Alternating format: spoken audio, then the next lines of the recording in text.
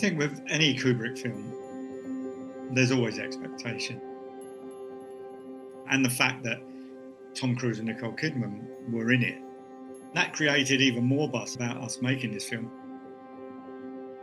It was a tough shoot, it was a grueling shoot.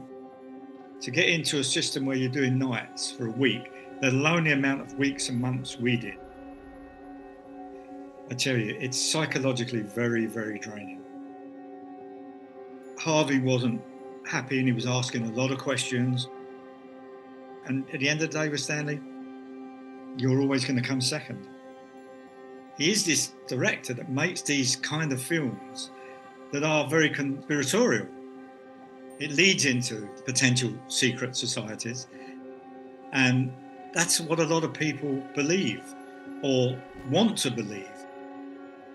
On this episode, we're joined by acclaimed cinematographer Larry Smith, whose credits include Bronson, The Guard, and Only God Forgives.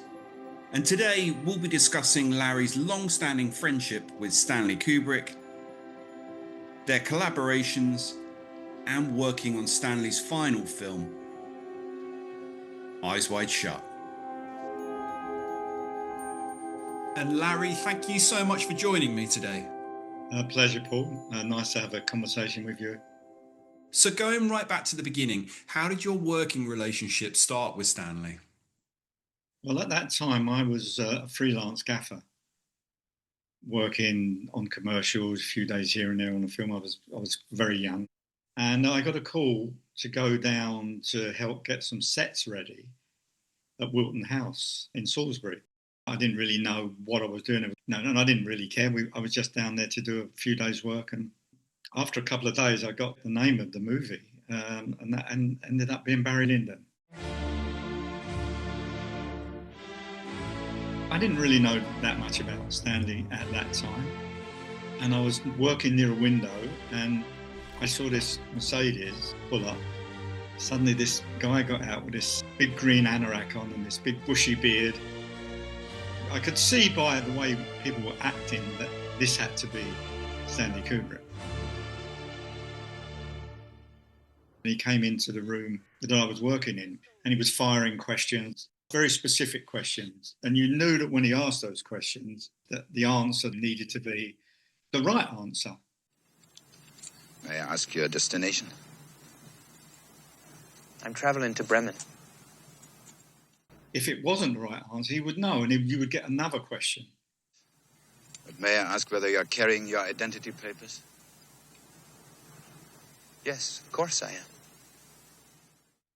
And I could see that some of the answers people gave him, he immediately would look in a certain way. Is this a bullshit answer? Like a detective might be questioning you about a murder almost, you know. Would you allow me to see them? Of course. And one thing I learned, there's no point in trying to bullshit Stanley. There would be little periods where, you know, he used to test me very subtly, but I think probably I was giving him truthful answers. Therefore, I didn't feel that I was under any pressure. Thank you very much, Lieutenant. I hope I haven't inconvenienced you in any way. Not at all. So yeah, after a few days, I was contracted for a week originally. Time travel there, travel back, and 3 or 4 days work. That got extended for another week, and then another week, and this is how it kind of went on, and that ended up being the best part of a year. At the end of the movie, when main principal photography was finished, he asked me would I do the inventory for all of the lighting equipment, and I said yeah. So I finished that. I was kind of ready then to sort of get back to my life, my day job, outside of working for Stanley. Then he asked me to do the inventory for the camera equipment, which I didn't really have the expertise at that time to do. But he kind of, it was like, well, it's okay, we'll work that one out, it's not a problem. It's quite ironic, really, when you think about it, that I went to Wilton House 15 or 16 months earlier to do 1 week. And here I am, all this time had passed and I'm still there working for him. And after your time on Barry Lyndon, how did that lead into working on The Shining? Well, after I left, having done the inventories and then some other things that he wanted me to do, I would leave and I got back into doing like my commercials, and I was forming this company at the time. But he would keep calling me up to the house to do these small jobs, which literally anybody could have done. And this went on over a long period, maybe over, another year or so while he was editing Barry Lyndon. So I was always up and down at the house, but sometimes I couldn't do it. I would speak to him on the telephone, but I hadn't physically been up to the house. And then he called me and said, look, I'm starting production on another movie.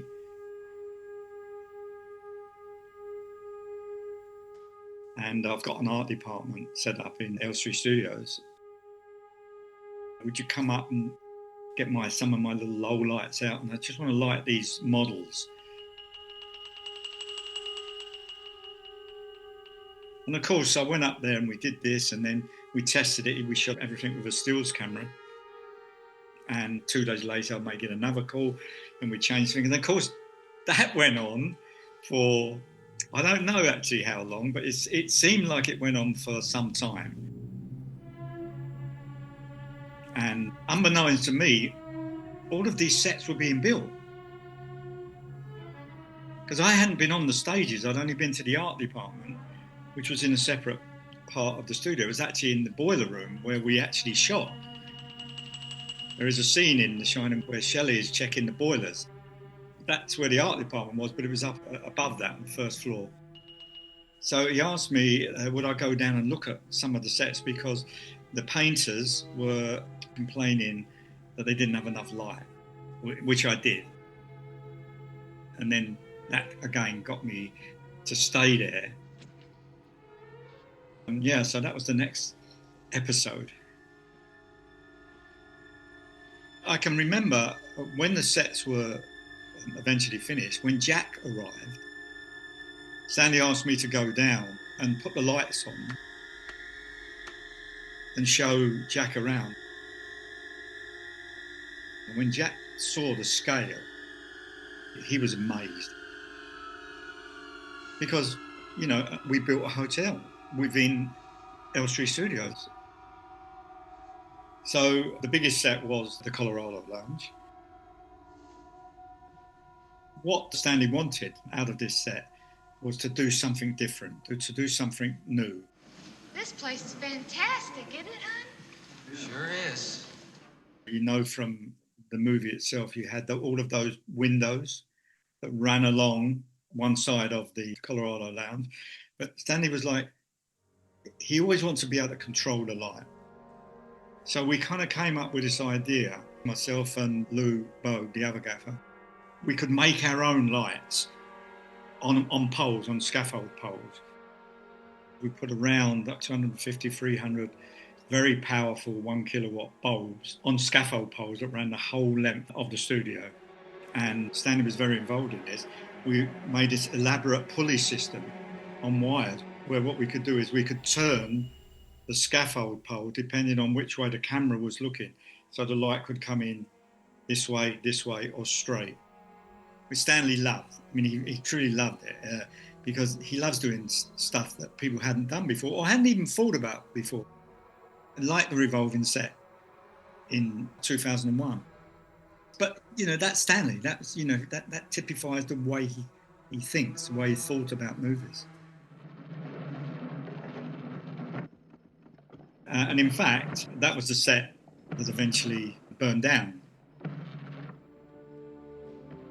And there was a lot of focus on that wall of lights. And amazingly, when I took the insurance assessor into the set, which was just rubble, the only thing that was still intact was this wall of lights. Some of the scaffold poles had just bent forward a little bit, but all of these lights were more or less intact. But These sets had been up so long, they were so dry. You could drop a cigarette down and it could have just, burst into flame. But it's hard to know, but that's what we suspect. And of course, there is a famous photograph of Stanley when we all surveyed it together, with Stanley looking up at the roofless set and just the sheer scale of what had happened compared to how it was literally just a few days before. And by this time, you've been working with Stanley for a number of years and got to know him very well. How would you describe him as a person? The one thing I would say about Stanley, in all of that time, apart from, like all of us, he's getting older, for me, he never changed. There was a consistency about Stanley that you don't find in a lot of people. For me, it was just this ordinary bloke, albeit this very intelligent, ordinary bloke. And then, of course, there's the Stanley at home, which was his sanctuary. He loved being at home. Stanley would quite often have the TV on, and quite often he'd be watching American sports. But he would also watch, I seem to remember he used to watch The Bill, British police programme, which ran for many, many years. So not a Stanley thing to watch, in my opinion. But at that time, they were using those kind of steady cams, those very lightweight sticks. And knowing Stanley, he probably thought, we could have done that on The Shining a lot more cost effectively. He would take me into the kitchen some days when, we'd have a cup of coffee together, which he would make. Invariably, that got spilt. Do you want a sandwich, Larry? Or do you want a piece of toast? Invariably got burnt. In a way, to me, that's so much more interesting than even the Stanley Kubrick of the movies that I worked with him on. And I know you didn't work on Full Metal Jacket, but you'd been moving up in your career on other projects. So how did Eyes Wide Shut come about for you? Well, before Eyes Wide Shut, there was the Aryan Papers. And Stanley asked me to go up to the house. And I didn't know anything about the Aryan Papers at that time. And we certainly didn't discuss it. But I think he was maybe assessing me. And we talked a bit of lighting, a bit of camera. And then I went home. And then I happened to be at Pinewood Studios, walking past one of the sets. The stage door was open, and there was June Randell, who was Stanley's longtime continuity lady. And she's waving her, she was a very animated person, waving her hands about. She, Larry, come over. And I'm like, what, June, what? She, come over here. So she said, you're doing Stanley's movie. I'm like, what movie, June? She went, the Aryan Papers. I didn't know what the Aryan Papers was. I'd never heard this term before, never heard this title before. And as you know, the Aryan Papers never got made. According to Cristiano, he found it very, very difficult to show the story and tell the story the way he felt it should be shown. It was just too painful because it covers some of the periods of the Holocaust. And then some time elapsed, I don't know, maybe a year. And Stanley called me and he said, let's go for a drive. I want to show you something. And he took me out to Orthorpe House, which was the home of Lady Diana Spencer, where she grew up. And we were standing outside of the gates. And he said, if you were lighting this, what would you do? How would you light it? And I told him what I would do. And then when we got back to the house, he still hadn't mentioned anything about why we went there, as opposed to some kind of lighting exercise, is all I knew. And of course, what he was thinking about, because he had all the location photographs already taken, this was his image of what the gates to the Mars Ball would look like. Well, I suppose you'd like the password. If you'd like, sir. Fidelio. Thank you, sir. So I got a call from Jan Harlan, Stanley's brother-in-law and executive producer, who went through a little more detail about why I went up there. And he asked me, would I be prepared to be the cinematographer? on Stanley's next film.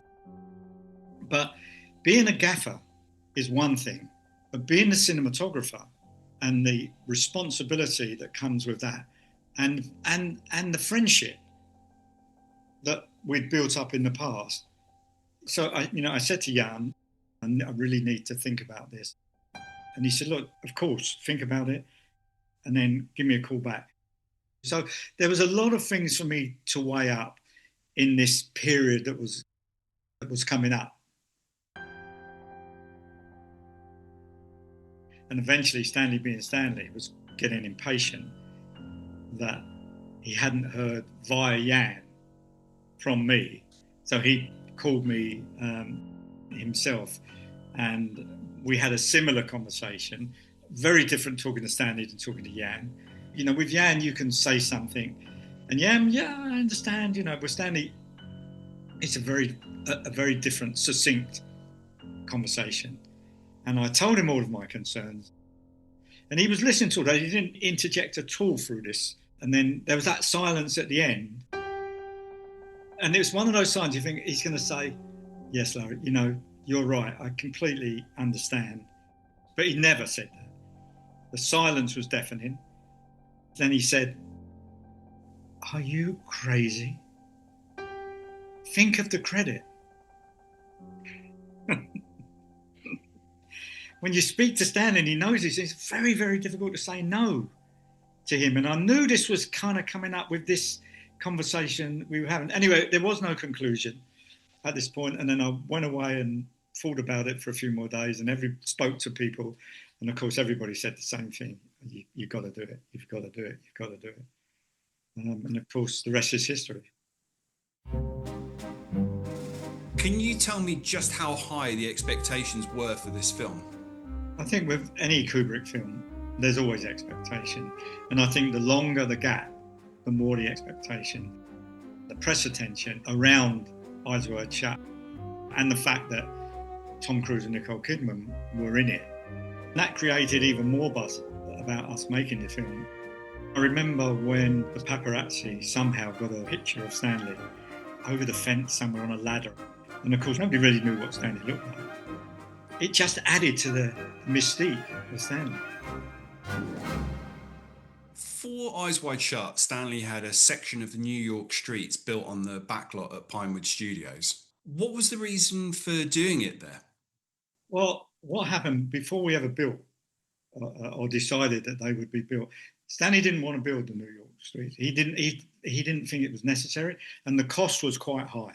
It was the biggest single piece of construction, and he didn't want to do it. His view was, we can do this with second unit, and we can find these streets in London that resemble New York streets. Well, you can, and we shot in London, and we did plates of New York. But at the end of the day, you couldn't have got that the way he wanted to do it. And I think in the end, he sort of had to agree. Even though I think he scaled it down, because I think the production designers wanted to build a much bigger set. And before he made that final decision, just like we did on The Shining, he had miniature sets built, and we photographed at different angles. And what it did ultimately was to say, this is the size I can live with. I can work with this size of set as opposed to a bigger size of set. And of course, with Stanley, he didn't travel. And with Stanley, he'll always find a way of not having to travel. You saw it on The Shining with the Overlook Hotel. You saw it on Full Metal Jacket. I mean, again, this is what Stanley did. He was a problem solver when it came to, I don't want to spend this amount of money. So therefore, how do I find a way of doing this? And so everything you saw on that built set was real. All the taxis came in from New York, all the trash cans. You'd never know. It's as real as it could be without going. Do you remember your first day of filming on Eyes Wide Shut? Yes, it was Ziegler's Christmas party. I was there early just to make sure all the electricians had all of the lights on. We got every shape, every colour of Christmas light you can imagine.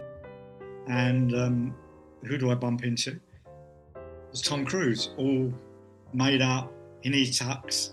He said, do you know where Stanley is? And I said, I'm not sure, Tom, but I think he might be in his trailer, but not really sure. I knew that not to be true, but I didn't really know what else to say. I knew Stanley was running late and he was still at home. Home wasn't that far away, but he still wasn't there at 8 o'clock when Tom was there. But that's what Tom was like. Ultra professional, always ready on time, and always a joy to work with. And the other thing to remember about Ziegler's party, in the final movie, Victor, Kelowna. Alice, Phil. Sidney Pollack plays Ziegler. But at that point in shooting, Harvey Keitel was originally playing that role. And so we went to film the overdose scene, which was originally going to be in a snooker room, and she's on the snooker table. It was a bit of rehearsal. The crew was actually outside, and then like an hour went by, 2 hours went by, which wasn't unusual anyway. And then it went all the way through the day, and there was this whole debate about how this should be done, and in the end we wrapped.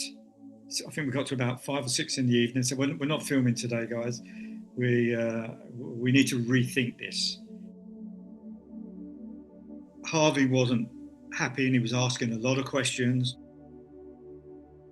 and the debate went on all day. And you know, at the end of the day with Stanley, you're always going to come second. If he's not going to go and embrace what you want to do, even if he might take a bit of it on board, you know. But at that time, when we didn't shoot, I don't think at that time Stanley knew. He was probably irritated by it, but you know, at that time there was no question of Harvey leaving. It just turned out how events went on, and then that part ended up being recast, and Sidney Pollack came in and took the role over. As I remember, when we started to rehearse that scene, Sidney was only going to be there for a short period of time. Another one that thought he'd only be there for a week, and it just went on. Sidney was there quite a long time. Is it okay if I get some clothes on her and get her out of here? No, I'd keep her here for another hour. Another hour? And then I'd have someone take her home. Okay. Okay.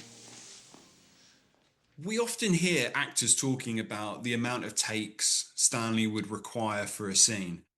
But obviously the amount of takes that the actors are doing, the crew are also doing at the same time. What was that like for you? Before Stanley ever shot anything, he would rehearse. And on some scenes, he rehearsed more than he would ever do takes. And with most movies, the crew take this time to perfect what they're going to do. So they don't mind if they get it wrong. But with Stanley, that wasn't an option. I remember when they're smoking the pot on the bed, we did about 40 takes just rehearsing that. Now you're going to turn over, now you're going to shoot. When the pressure goes up a couple of notches, you know, because now you're actually turning over. When you've got that pressure, let's say you're the focus puller, and you've got it right 30 times out of the 40 times you've done it, but something might just go out of focus, just fraction. Suddenly you get what may have been to Stanley the perfect take. Of course, the perfect take is always something that's going to be, you know, fucked up. And then you know that Stanley's going to not be happy. It's like, well, you've rehearsed this so many times, how did you get it wrong? The pressure is enormous. It was a tough shoot, it was a grueling shoot. And given the fact that we probably shot 90% of it in a studio, we ended up doing nights. And, you know, I think that started by accident, but I think it ultimately suited Stanley and Tom's hours, you know, that they would work more kind of LA hours. And that took its toll on the crew. To get into a system where you're doing nights for a week, let alone the amount of weeks and months we did, I tell you, it's psychologically very, very draining.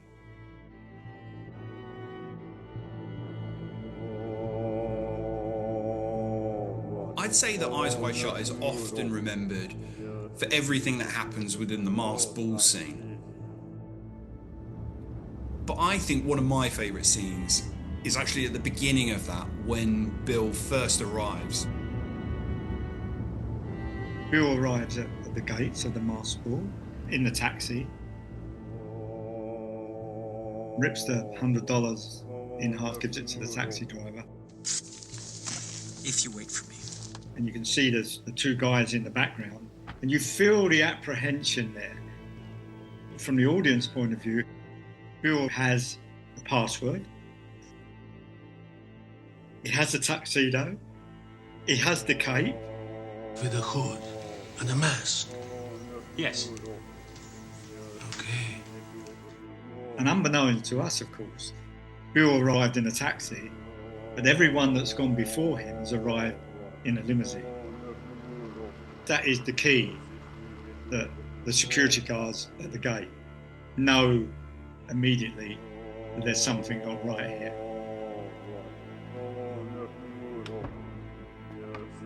And of course, this goes all the way back to my trip with Stanley to the gates at Althorpe House. Now we're at a different location. Here we are filming it. And this was a difficult scene to shoot. You know, one thing about Stanley, sometimes he could create chaos. And of course, he wanted everybody to give him the information like then, but you know, it's not possible. Stanley wanted to talk to me, even though I was looking at a light that I'd set up, and he didn't know where I was. So eventually I get the message through some, Stanley needs to see you now. I go over to the taxi, and he said to me, you know, where you been? I'm trying to get hold of you, you know. And I said, well, I was over there doing the job that we wanted to do 20 minutes ago. I wasn't having a cup of coffee at the catering truck. You know, I was working my arse off over there. By the time we'd had this conversation, I myself now was a bit angry. And so I walked away and I threw the taxi door to be closed. But I didn't realise Stanley wasn't completely in the taxi. His head was kind of still looking out.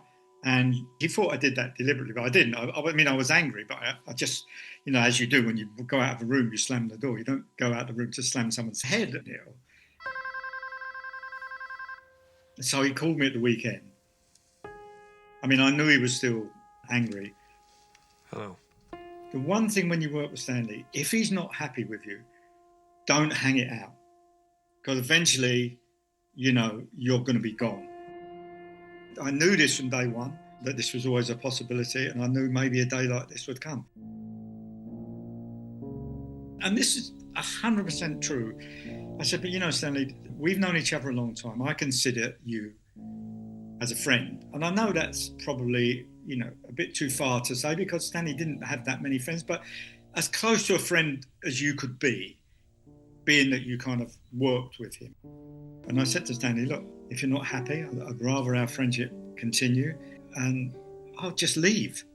And then Stanley said, you know, are you serious, Larry? Because I think the other thing with Stanley is if he knows you are prepared to do the things you said you would do, his anger quickly goes down and it evaporates. I mean, I think if you were begging, I think that would be a different scenario. So we patched it up and we carried on.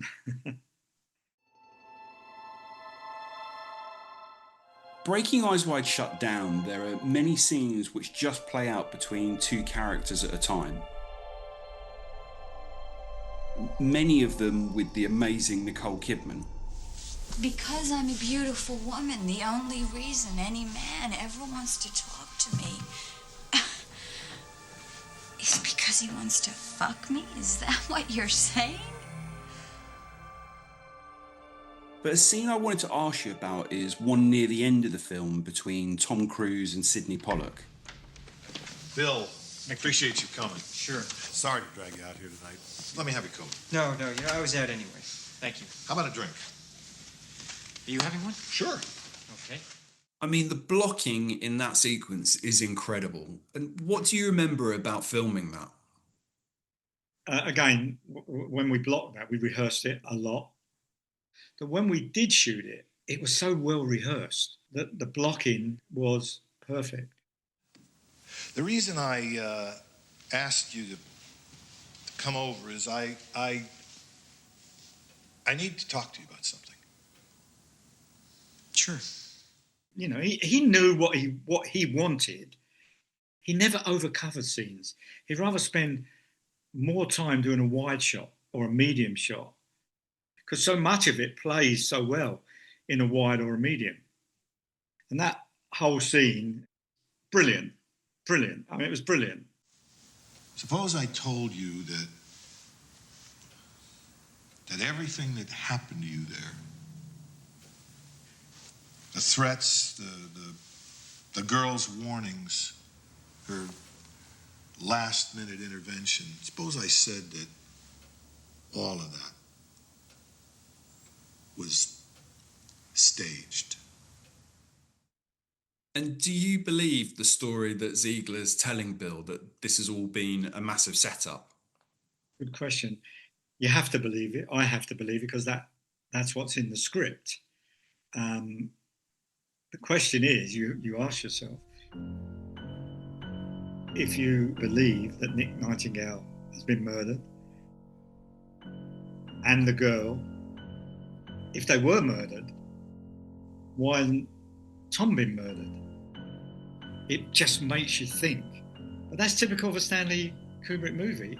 There's things there that are unsaid or unfinished at the end. You know, the audience have to come to some conclusion and then speculate on that. It leads into potential secret societies, and that's what a lot of people believe or want to believe. He is this director that makes these kind of films that are very conspiratorial. And of course, there are loads of things I've heard about Eyes Wide Shut. For example, we see Stanley in the background in the jazz cafe when Tom goes to see Nick Nightingale. And I can tell you that's 100% incorrect, unless he's got a twin brother. I was right next to Stanley through the whole of that scene. But he wasn't averse to putting friends and family in any scene that he shot. We see Leon Vitali, who was Stanley's longtime assistant. He played Red Cloak. Please, come forward. And you also see him getting out of the taxi that Bill tries to get into. We see Stanley's daughter and his grandson in Bill's examination room. And also Emilio, who was Stanley's driver, is the guy in the kiosk looking very cold and depressed as Tom buys the newspaper. And Brian Cook, Stanley's first assistant director. At Masked Ball, he's the tour guide that takes Bill down the corridor. And Stanley got a kick out of that, using these people. They're all in scenes. I'm not in any of them, I can say, but there are people that we know very well in there, but none of them were Stanley. People are going to hate me because we've exploded a lot of these myths that people want to believe.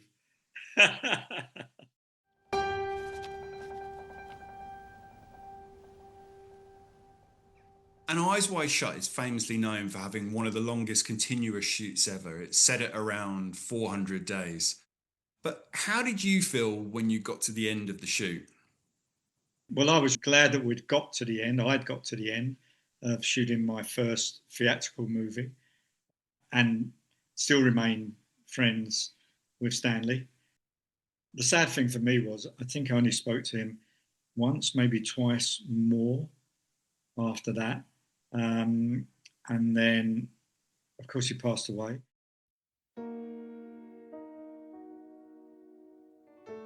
And I never had a chance to go over the things we did go over on previous films about, you know, why didn't you do this better, or could we have done that better, which was like a debrief.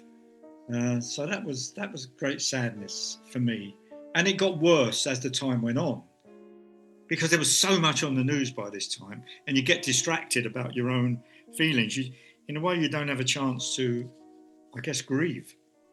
And that grieving process took a long time.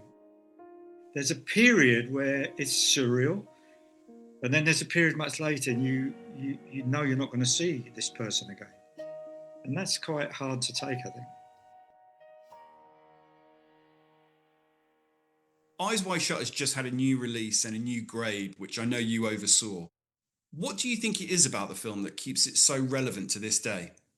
I think it's a film you can watch over and over again, and people do.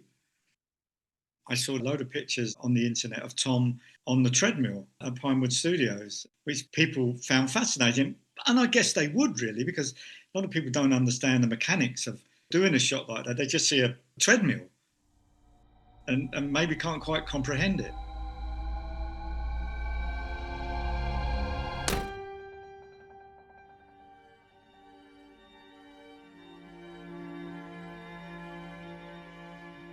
And you said before taking the film that Stanley had said to you, think of the credit.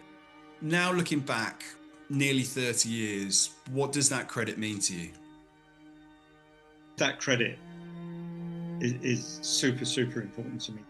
It cements me, and I don't mean this from an egotistic point of view, it cements me for life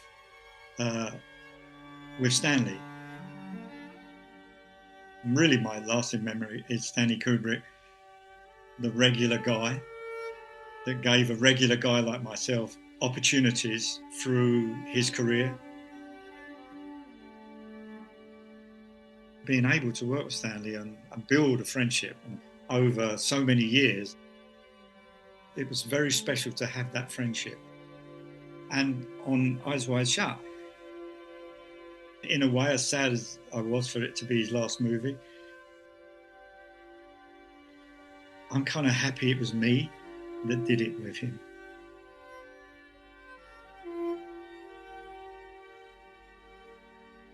Larry, thank you so much for your time today.